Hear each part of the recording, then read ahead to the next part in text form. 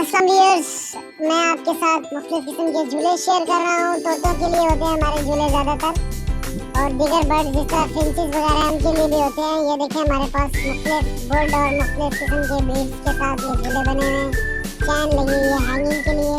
हमारे पास हर किस्म के तोतों के लिए बिलखसूस macaw, potato, raw, ring neck, cockatiel, love bird, Australian birdies, हर किस्म के तोतों के लिए हर किस्म के झूले मौजूद हैं जो यहाँ हमारे अपने मेड हैं केक पर पैरट ट्रैवल पे लीजिए।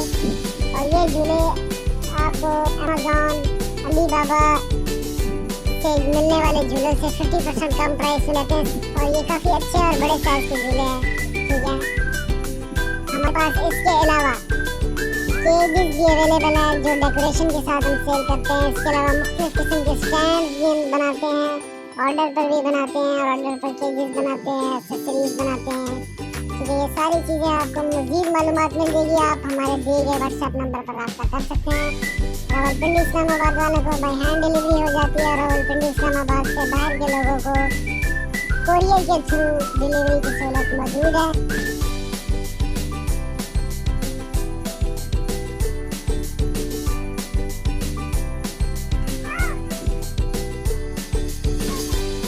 मज़ीद मालूमात के लिए व्हाट्सएप पर